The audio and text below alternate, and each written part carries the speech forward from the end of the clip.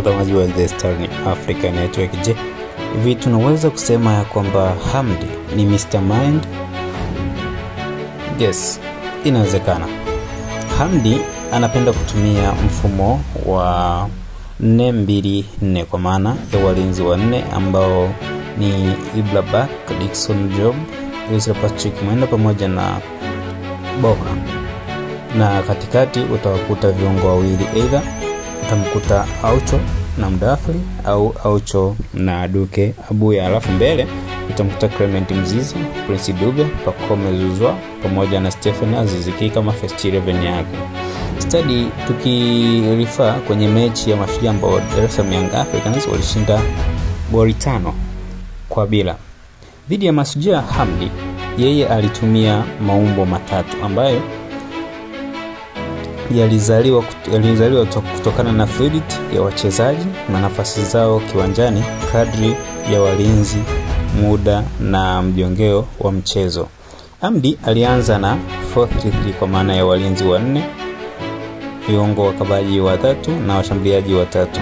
Na maana katikati alikuwa ni Aucho, Duke pamoja na Aziz Ki. Kisha akaadapti mfumo wa 4-2-4 kwa maana anaposhambulia utamkuta kwenye mfumo wa 4-2-4 akiwa na walinzi wanne, akiwa na viungo wakabaji wawili katikati na washambuliaji wanne. Na maana pivot ya Abuya na Aucho, alafu mbele wapo wanne Mzize, Pacome, Aziz Ki pamoja na Prince Impumelelo Dube, wengi wanapenda kumuita mwanamfalme. Akazuia na 4-4-2 au 4-2-4 katika low block, maana kukabia chini au kukabia katikati ya kiwanja kabla hajafikiwa katika eneo lake la lango. Tusalie na mfumo wa 4-2-4 ambao wanaopenda sana kutumia kocha wa Dar es Salaam Young Africans Hamdi. Ndio mfumo kiongozi wa kocha huyu na mpango wake haswa. Ukiangalia mfumo wa 4-2-4 unaashiria Hamdi anajenga mashambulizi na watu 6 katika eneo la mwisho. Anaendeleza mchezo na kumaliza nafasi na watu 6 pia. Kivipi? Pengine unahitaji kufahamu, mtazamaji wa The Star African Network.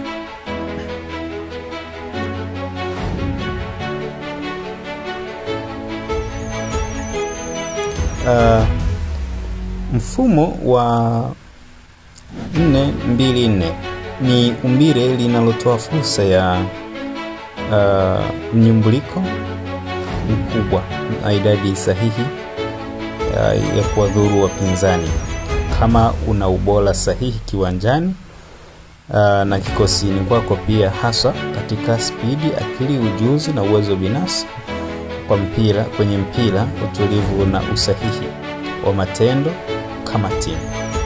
Ukitizama asilimia kubwa ya praise na magoli ya Yanga ambayo yamefungwa dhidi ya Mashujaa hiyo siku, utagundua ni matokeo ya kujaza watu eneo fulani na kuwavuta walinzi, kisha extra players wa Yanga wana overlap na kusogea mbele maeneo la mwisho kwa ku overlap ama underlap nyuma ya mstari wa ulinzi, kisha kupokea mipira au outballs ambayo inapigwa nyuma ya ukuta wa Dar es Salaam Young Africans ndani ya maeneo, kuendeleza umiliki wa mpira, overlap ndani ya boxi la watu watatu, kumalizia kwa kutengeneza nafasi.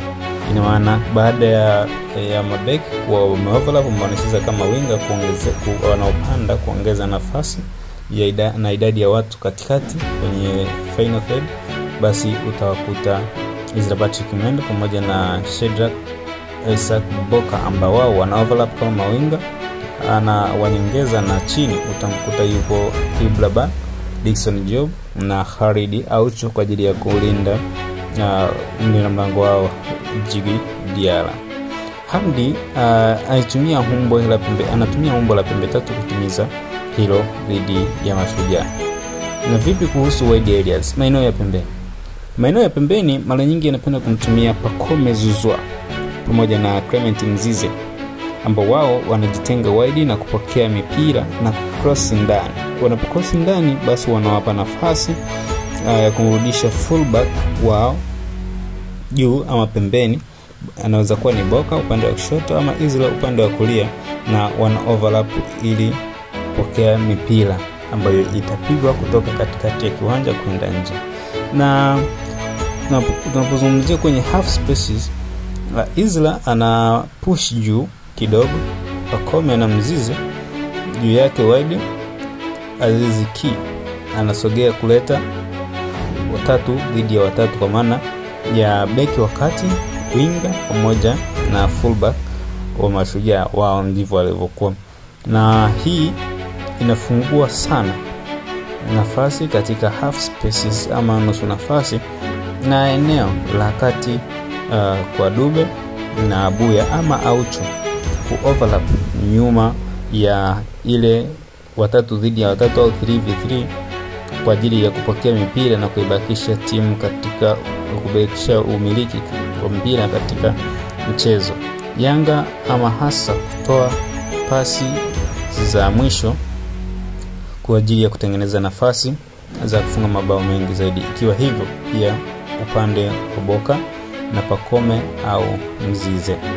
Kuna nyakati ilikuwa ni fullback ndio anakuwa ndani, Mzize, Aziz Ki au Prince Dube, na mmoja wa winga wanaungana nje, kisha wana overlap ya Abuya ama Aucho inatengeneza na kumaliza shambulizi, na mwishowe basi wanapata mabao kiurahisi. Ndio maana kwa hili game Aucho, Abuya walijikuta sana kwenye final third, fidelity ya 4-2-4.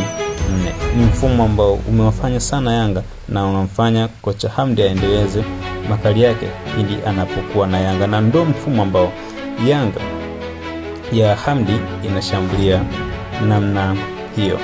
Je, unafikiri ni nini haswa ambacho kocha Fadlu Davids wa Simba anapaswa kuja nacho kama tactical na technical idea kwa ajili ya kupambana na kocha ambaye anacheza katika mfumo wa namna hii? Mimi ni The Star Junior na hii The Star Africa Network. Naomba usubscribe ili uanze kupata taarifa zetu.